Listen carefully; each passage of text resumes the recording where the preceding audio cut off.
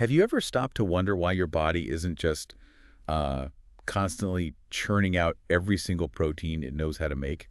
Think Right. about it. Our cells have the blueprints for, what, tens of thousands of proteins? But we're definitely not producing all of them, all the time. No way. That would be incredibly wasteful. Exactly.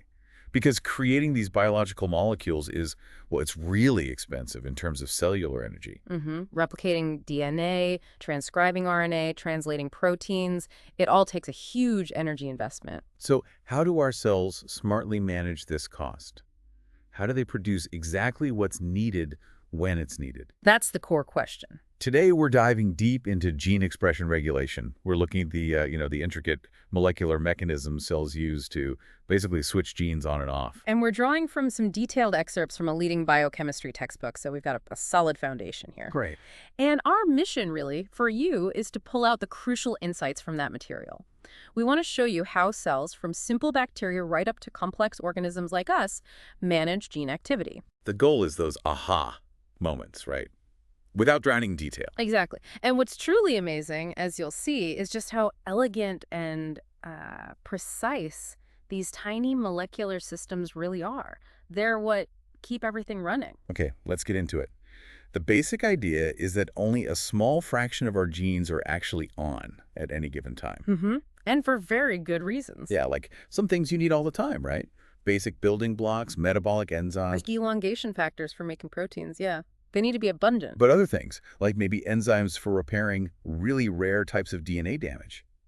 You only need tiny amounts, or only if the damage actually happens. Or think about food sources. Your cells don't need the enzymes to break down, say, lactose all the time, only if it's actually present. Good point. Or during development, certain proteins are only made for a short window in specific cells. And cell specialization, like red blood cells packing themselves full of hemoglobin. That doesn't happen in your skin cells. So the appearance of these gene products, it absolutely has to be regulated tightly. Indeed. And it's not just one master switch. Cells have at least 7 different points where they can exert control. It's like having multiple dials for fine-tuning. 7. Okay. What are they? Well, regulation can happen right at the beginning. Yeah. The actual synthesis of the RNA transcript. That's transcription. Then there's processing the RNA after it's made things like alternative splicing, where you can get different proteins from the same gene. Okay. The cell can also control how fast that messenger RNA, the mRNA, gets broken down. Its lifespan, basically. Exactly, and how efficiently it gets translated into protein. Then even after the protein is made, it can be modified. Post-translational modification, right? Right, and where the protein goes in the cell, targeting and transport. And finally, how quickly the protein itself is degraded. Wow, okay. Yeah. So from start to finish, there are control points everywhere. It's like a whole supply chain management system within the cell. That's a great analogy. It really is. So when a gene product needs to increase, maybe in response to some signal, we call that induction. Yep. Induction, turning it up. And if it needs to decrease, that's repression. Repression, turning it down or off. And what's really interesting is the sort of default setting. It differs between bacteria and eukaryotes, like us. How so? Well, bacteria have smaller genomes, and their DNA is generally more accessible. So for them, the default state is often on. Transcription just goes unless a specific protein, a repressor, actively blocks it. Okay. On unless stopped. But in eukaryotes, with our huge genomes packed into chromatin, the default is generally off. Off unless started. Pretty much. Yeah. It takes effort to turn a eukaryotic gene on. You need to modify that chromatin packaging and bring in specific proteins called transcription activators. Makes sense. All that regulation must cost some energy too, though. It does, absolutely. But that cost is way, way smaller than the energy wasted making RNA and proteins you just don't need. It's efficient management. Right. The cost benefit definitely favors regulation. Right. So out of those 7 steps, where's the main action? Where does most regulation happen? While all steps can be regulated, a huge amount of focus and a lot of what we understand well is on controlling transcription initiation, that very first step. Why is that one so important? Well, it's often the most efficient place to intervene. Stop it at the source, you know? Plus, it allows the cell to coordinate groups of genes that need to act together, like hitting one switch to turn on a whole pathway.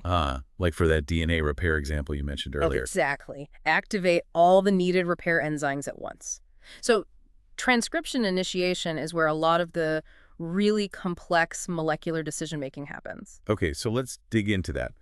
How does it work at the molecular level? It starts with RNA polymerase, the enzyme that actually makes the RNA copy of the gene. Right. It has to find the right starting point on the DNA, a sequence called the promoter, The start here sign. pretty much.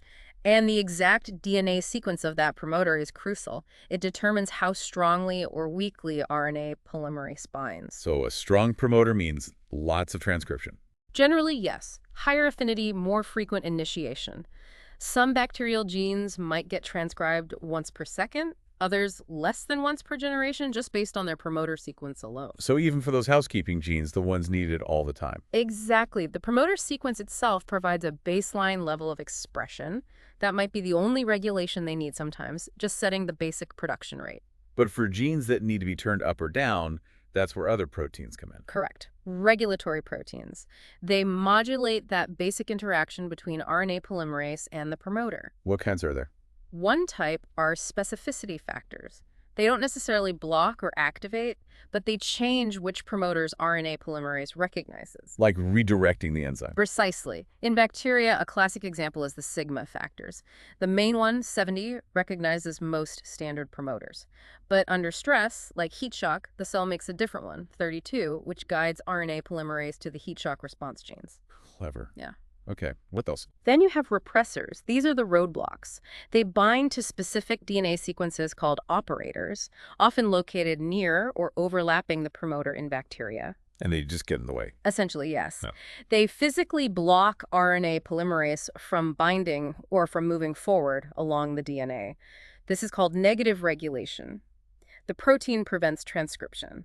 So the gene is off when the repressor is bound. Right. And often these repressors are controlled by signal molecules.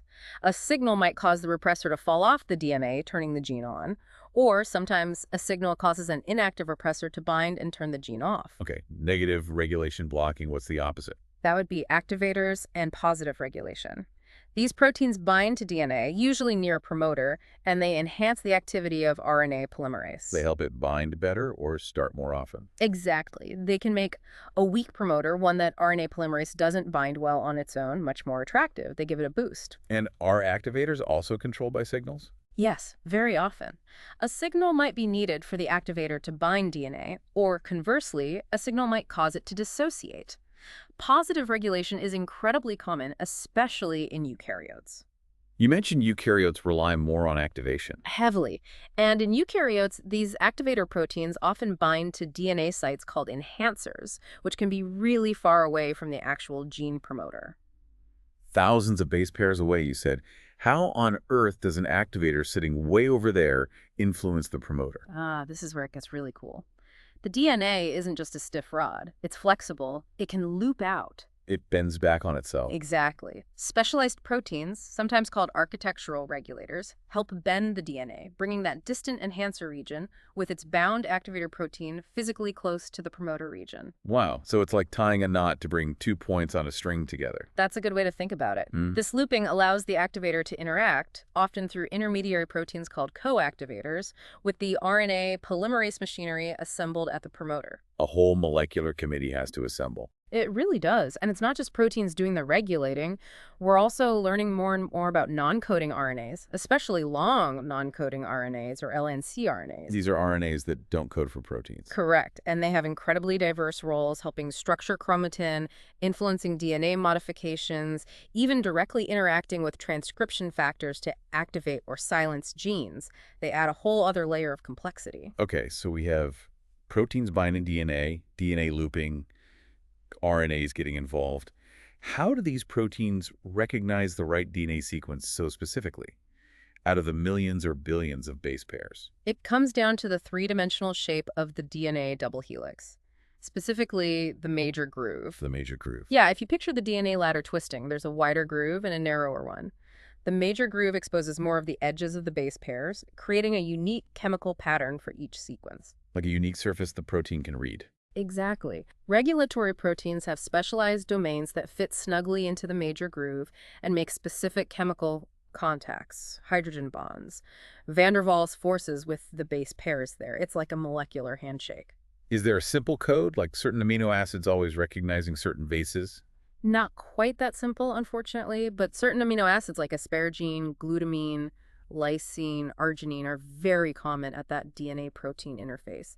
And the proteins use specific 3D structures or motifs to position these amino acids correctly. What are some common motifs? A classic one, especially in bacteria, is the helix-turn-helix motif. It's about 20 amino acids forming two short alpha helices connected by a beta turn. One of those helices, the recognition helix, fits right into the major groove. Like the lac repressor we might talk about later. Exactly, that uses helix-turn-helix motifs. Okay, what else? In eukaryotes, zinc fingers are very common. These are structures typically around 30 amino acids, where a zinc ion helps stabilize a loop of the protein chain that extends into the major groove. The zinc holds it in the right shape. Precisely. The zinc itself doesn't usually touch the DNA, but it's essential for the finger structure. And many eukaryotic proteins have multiple zinc fingers lined up, allowing them to bind longer DNA sequences with higher specificity and affinity. Got it. Any others? There's a homeodomain, about 60 amino acids, found in many eukaryotic proteins that regulate development. It's related structurally to the helix-turn-helix. And there's also the RNA recognition motif, or which, despite its name, can sometimes bind DNA as well as RNA. Okay, so these motifs handle the DNA binding. But regulatory proteins often need to interact with other proteins too, right? Absolutely. They need domains to talk to RNA polymerase or coactivators or other regulatory proteins, or even to pair up with copies of themselves. Dimerization forming pairs is very common. What kind of structures mediate those interactions? Two well-known ones are the leucine zipper and the basic helix loop helix. Leucine zipper, like on a jacket. Sort of. It involves an alpha helix where every seventh amino acid is a leucine. When two such helices come together, the leucines interdigitate, like the teeth of a zipper, holding the two protein chains together as a dimer. And that brings their DNA binding parts together? Often, yes. The DNA binding region is frequently adjacent to the zipper. The basic helix loop helix, BHLH, is similar. It has two helices separated by a loop, involved in dimerization, and usually an adjacent basic region that contacts the DNA. Why is dimerization so common? It increases binding specificity and stability, but even more importantly, especially in eukaryotes, it allows for combinatorial control. Combinatorial control, meaning mixing and matching. Exactly. Imagine you have a family of related transcription factors that can all form dimers. They can pair up with themselves, homodimers, or with the different members of the family, heterodimers. So if you have, say, 5 different types, you can make many more than 5 different combinations. Way more. 5 homodimers plus 10 different heterodimer combinations in that simple case. This massively expands the repertoire of regulatory possibilities from a relatively limited set of proteins. It's crucial for managing the complexity of large eukaryotic genomes. It's like building endless structures from a limited set of Lego bricks. That's a perfect analogy. It's incredibly efficient.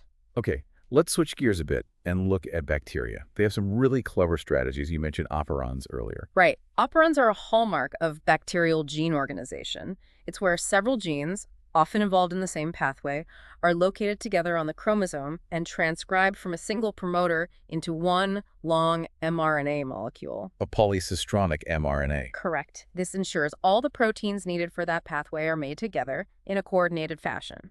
The lac operon in E. coli is the textbook example. The one for using lactose. Yes.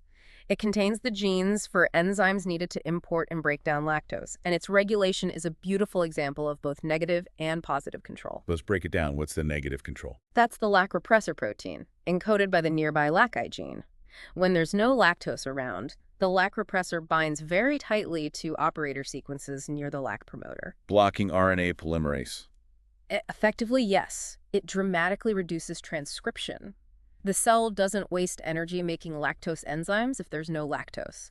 But, crucially, the repression isn't absolute. There's a tiny bit of leakage. A basal level. Why is that important? Because when lactose does appear, one of those few basal enzyme molecules converts a small amount of it into allolactose. And allolactose is the signal. It's the inducer.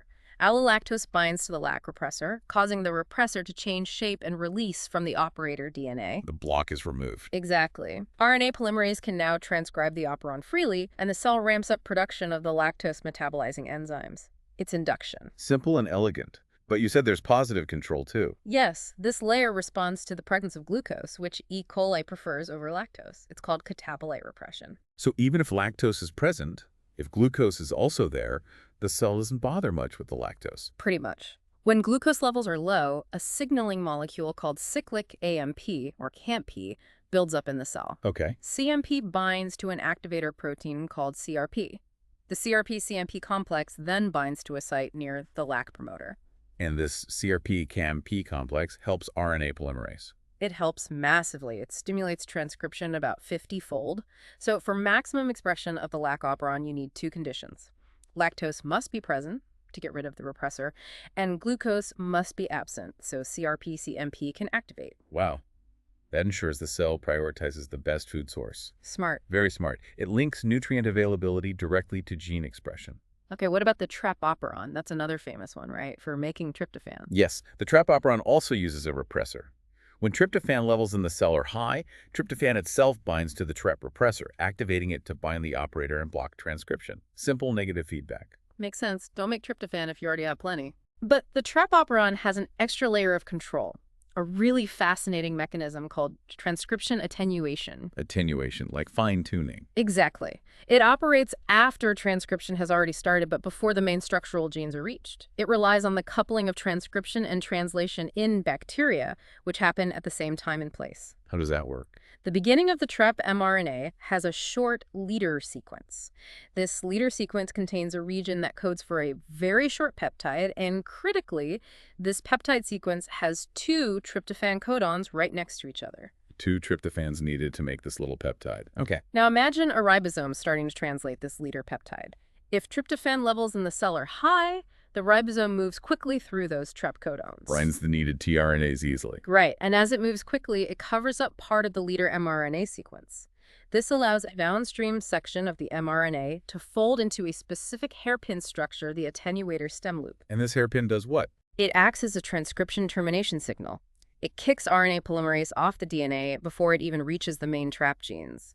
Transcription is attenuated or stopped short. Because tryptophan is plentiful. Precisely. But now, what if tryptophan levels are low? The ribosome would stall Yeah. at those tryptotonins because it can't find charged tryptophan tRNA. Exactly. The ribosome pauses there. Because it's stalled, it doesn't cover up that key mRNA sequence. This allows the mRNA to fold into a different hairpin structure, one that does not terminate transcription. So the stalling prevents the stop signal from forming. Yes. And RNA polymerase continues on, transcribing the structural genes needed to make more tryptophan. It's an incredibly sensitive feedback mechanism that directly senses the availability of the end product via translation speed. That is seriously clever. Bacteria are amazing. They really are. They have other tricks, too, like the SOS response to massive DNA damage. And an emergency system. Yeah, when E. coli's DNA gets badly damaged, say by UV light, it triggers the coordinated induction of about 60 different genes involved in DNA repair and survival. How does it coordinate so many genes at once? Normally, these genes are kept off by a repressor protein called LEXA, but DNA damage generates single-stranded DNA regions. Another protein, RECA, binds to this single-stranded DNA and becomes activated. Becky is the sensor. Right. Activated RECA then interacts with the LEXA repressor and helps LEXA to basically cut itself in half, inactivating it. So RECA triggers the destruction of the repressor. It facilitates self-destruction, yeah. With LEXA gone, all those SOS genes are switched on simultaneously. It's a global response network, sometimes called a regulon. Okay, another level of coordination. What about making ribosomes? That must need careful balancing. Absolutely critical. Ribosomes are complex machines made of ribosomal RNA, rRNA, and many different ribosomal proteins, R proteins. Their synthesis has to be perfectly balanced, especially when the cell's growth rate changes. How do they manage that? Primarily through translational feedback. The genes for R proteins are often in operons. Within each operon, one of the R proteins produced also acts as a translational repressor for its own mRNA. It inhibits its own production. Yes, but only when it's made in excess. It preferentially binds to rRNA to assemble into new ribosomes. But if there isn't enough RNA available, the free R protein builds up and binds to its own mRNA, blocking further translation. So our protein synthesis automatically matches RNA availability. Neat. Very neat. And there's also the stringent response for when times get tough, like amino acid starvation. What happens then? If an amino acid is scarce, uncharged tRNAs accumulate. When one binds in the ribosome, it triggers an enzyme called Re-A to synthesize a special alarm molecule, PPGPP. alarm hormone. Exactly. High levels of PPGPP then signal the cell to slow down overall growth, and importantly, it directly inhibits the transcription of RNase genes. So ribosome production slows down to match the limited building blocks available. Linking metabolism and growth right back to gene expression. Constantly. And it's not just proteins regulating things. RNA itself is a major player. We mentioned LNC RNAs, but bacteria have lots of small non-coding RNAs, sRNAs. How do they work? Often they act in trans, meaning the sRNA is made from one gene and then diffuses over to bind to a target mRNA from a different gene. This binding can block translation, or sometimes promote it, or affect the mRNA's stability. Often needs a helper protein, like HFQ, to facilitate the interaction. So RNA regulating other RNA. Yes. And then there are riboswitches. These are parts of the mRNA molecule itself, usually in the 5-foot untranslated region, that act as direct sensors for small molecules. The RNA itself binds the signal, like an aptamer. Exactly. It's a natural aptamer built right into the mRNA. When the specific small molecule, maybe a vitamin, an amino acid, a metabolite, binds to the riboswitch RNA structure, Changes shape. it undergoes a conformational change. And this change typically affects gene expression. It might cause transcription to terminate prematurely, right there in the leader sequence. Like attenuation, but triggered by a small molecule binding the RNA. Right, or the shape change might hide the ribosome binding site, blocking translation initiation.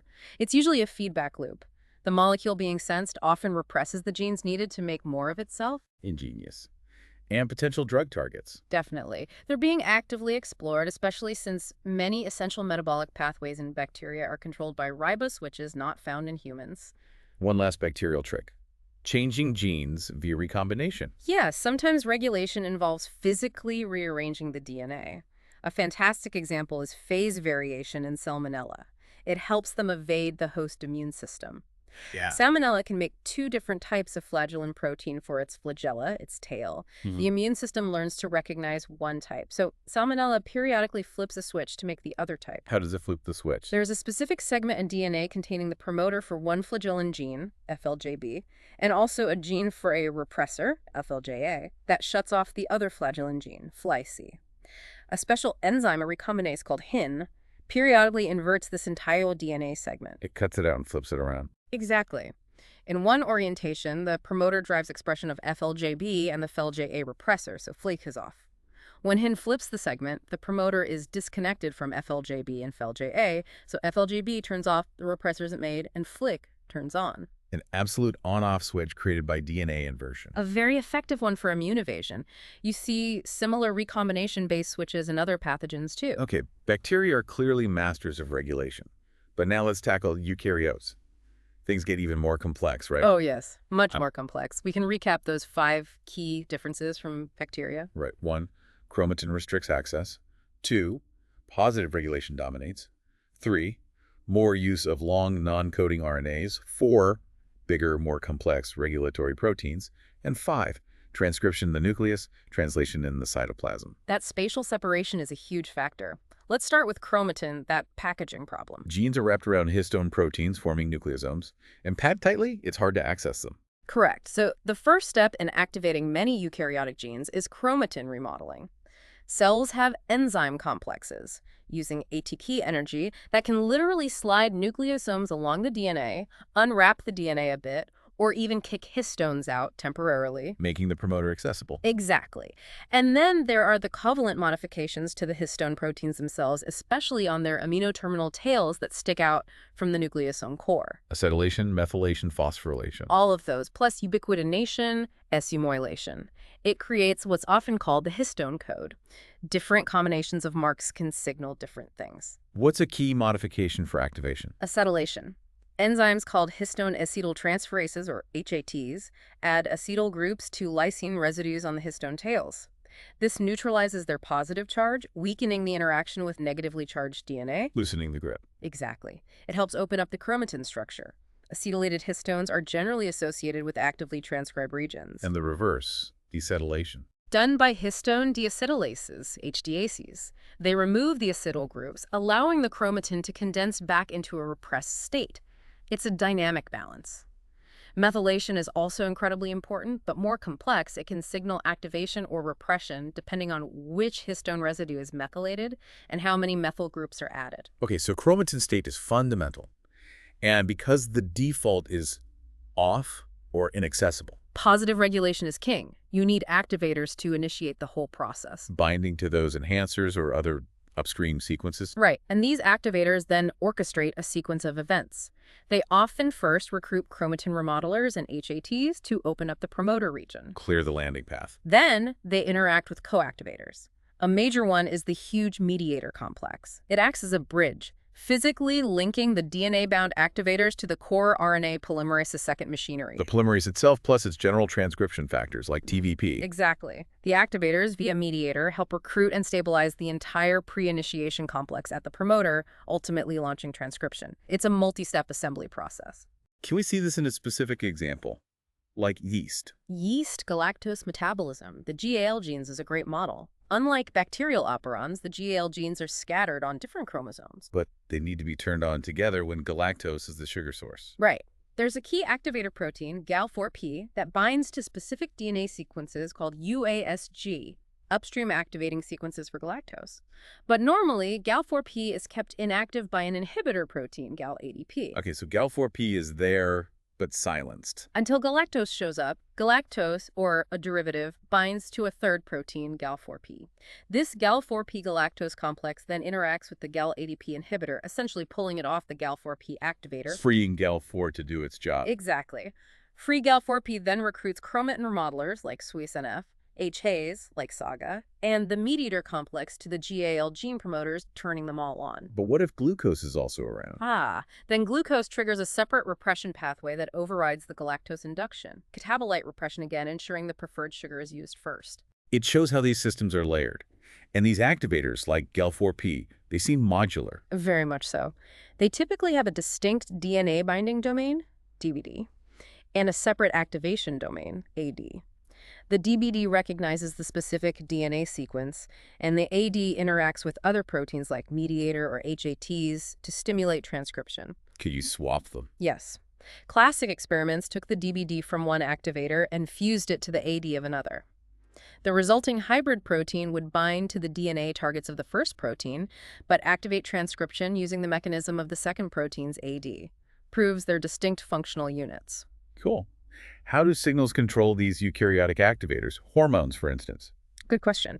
Steroid hormones like estrogen or testosterone are lipid-soluble. They can pass right through the cell membrane. No need for a surface receptor. Right.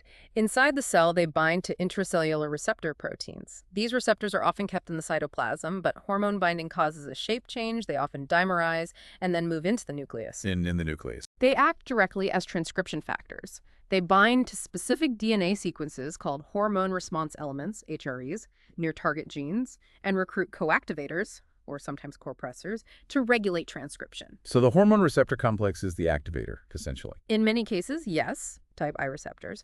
There are also type 2 receptors, like the thyroid hormone receptor, which are already in the nucleus bound to DNA, usually with copressors keeping genes off.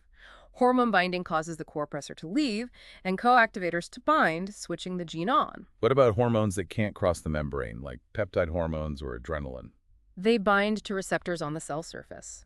This triggers an intracellular signaling cascade second messengers like CAMP, phosphorylation pathways involving kinases like PKA. Like the CAMP system in bacteria, but more elaborate. Much more elaborate. Eventually, these cascades lead to the modification, often phosphorylation, of transcription factors already present in the nucleus. For example, PKA can phosphorylate a factor called CREB, causing it to bind to specific DNA elements, CREs, and activate gene expression. The signal is transduced from the outside to the nucleus. Okay, so transcription is heavily regulated. What about translation in eukaryotes? Is that important too? Yes, increasingly recognized as very important. It allows for much faster responses than transcription because the mRNA is already made and sitting in the cytoplasm ready to go. Useful for quick changes, or in cells without a nucleus. Exactly, like developing red blood cells, reticulocytes, which have no nucleus but need to synthesize massive amounts of globin protein. Translational control is key there. How is translation controlled? Several ways. One major mechanism is phosphorylating initiation factors. For example, a key factor called EIF2 is needed to start translation. Under stress conditions like amino acid starvation or heme deficiency in those reticulocytes, kinases phosphorylate EIF2, inactivating it and shutting down most protein synthesis globally. Saving resources or coordinating synthesis like with hemoglobin. Right. Another way is using specific translational repressor proteins that bind directly to mRNAs, often in their 3' untranslated region, 3' UTR, and block ribosome binding or movement. Targeted control of specific mRNAs. Yes, and small non-coding RNAs are also major players in translational control in eukaryotes. Which brings us to RNA interference, RNAi. Exactly. This involves tiny RNA molecules, primarily microRNAs, miRNAs, in animals. How are they made? They start as longer RNA transcripts that fold into hairpin structures. These are processed in the nucleus by an enzyme called drosha, then exported to the cytoplasm and further cleaved by another enzyme, dicer, into short, double-stranded RNA duplexes about 22 nucleotides long. Okay, short duplexes. Then what? One strand of the duplex, the miRNA guide strand, gets loaded into a protein complex called RISC, RNA-induced silencing complex. RSC. RISC, guided by the miRNA, then finds target mRNAs that have sequences complementary to the miRNA, usually in the 3' UTR. And what happens when it finds a match? Depending on the degree of complementarity, RISC either triggers the degradation of the target mRNA or simply inhibits its translation. Either way, the gene is silenced at the post-transcriptional level. And there are thousands of these miRNAs. Hundreds to thousands in humans, potentially regulating a large fraction of our protein coding genes. It's a massive layer of regulation. And scientists can hijack this system with strands. Yes. If you introduce synthetic double-stranded RNAs, small interfering RNAs or siRNAs, into a cell that match a gene you want to study, the cell's own dicer enzyme will process them, load them into RISC, and silence that specific gene. It's an incredibly powerful tool for research. And maybe for therapy. That's the hope, and there's progress. RNAi-based drugs are in clinical trials, aiming to silence disease-causing genes like those from viruses or mutated cancer genes. Fascinating. So, beyond transcription and translation, the most complex regulation must be during development, right? Building an organism from one cell. Absolutely. Development is the ultimate orchestration of gene expression, precisely controlled in both time and space across differentiating cells. The fruit fly, Drosophila, has been an amazing model for figuring out the principles. What have we learned from flies? Early fly development starts with maternal contributions, mRNAs and proteins that the mother deposits into the egg. These set up initial asymmetries like anterior-posterior, head-tail polarity. Gradients of molecules. Often, yes. Proteins called morphogens diffuse from a source, creating concentration gradients. Cells respond differently depending on the concentration they sense, leading to different developmental fates. Bicoid protein is a classic anterior morphogen in the fly embryo. It's a transcription factor, but also a translational repressor, acting on different targets based on its concentration. Wow. So concentration matters directly. What happens next? A cascade of gene activation follows. First, segmentation genes divide the embryo into rough regions, then into repeating segments. Finally, homeotic genes, or Hox genes, specify the identity of each segment, determining whether it will develop wings, legs, antennae, etc. Hox genes sound important. Fundamental and remarkably conserved. Flies have one cluster of Hox genes. Humans have 4 related clusters. They lay out the basic body plan along the head-to-tail axis in almost all animals. Small changes in where or when Hox genes are expressed can lead to major changes in body form. And translation control is big here, too. Hugely important, especially early on. Many of those maternal mRNAs are just stored in the egg and only translated at specific times or places when their protein product is needed. Precise timing is everything. Understanding all this developmental regulation, that leads to stem cells, doesn't it? It absolutely does. Stem cells hold the key to regenerative medicine, potentially. If we can control the gene expression patterns that guide differentiation, maybe we can coax stem cells to become specific cell types to repair damaged tissues. What kinds of stem cells are there? You have totipotent cells in the very early embryo, capable of forming any cell type, including the placenta. Then pluripotent cells, like embryonic stem cells, ESCs, from the blastocyst inner cell mass, which can form any cell type of the body itself.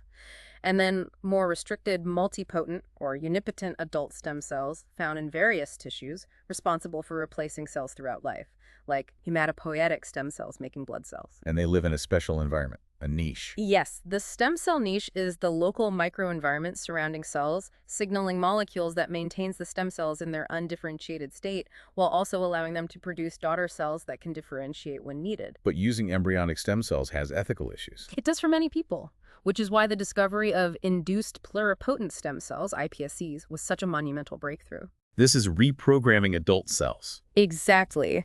Scientists found that by introducing just a few specific transcription factors, factors normally active in ESCs, like OCT4, SOX2, KLF4, c-MYC, into differentiated cells, like skin fibroblasts, they could reprogram them back to a pluripotent state, resembling ESCs. So you could potentially make patient-specific stem cells. That's the goal. Take a patient's skin cells, reprogram them to iPSCs, differentiate those into the needed cell type, like neurons or heart muscle cells, and transplant them back without immune rejection. It's incredibly promising, though challenges remain. This deep understanding of gene regulation doesn't just inform medicine, it also connects directly to evolution, right? The Evo-Devo field. Absolutely. It turns out that many major evolutionary changes, especially in body form, didn't necessarily require the evolution of brand new genes. Instead, they often involved changes in the regulation of existing genes, particularly those involved in development. Like the Galapagos finches. A perfect example.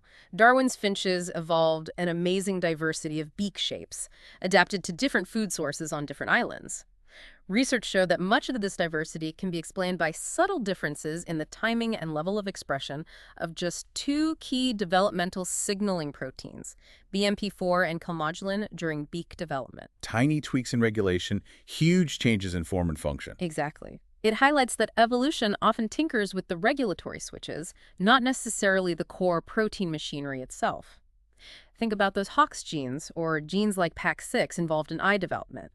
They are incredibly ancient and conserved across vast evolutionary distances, yet control the formation of vastly different body plans or eye types, largely through changes in their regulation and downstream targets. So what does this all mean for us, the learners trying to grasp these incredibly detailed molecular dances?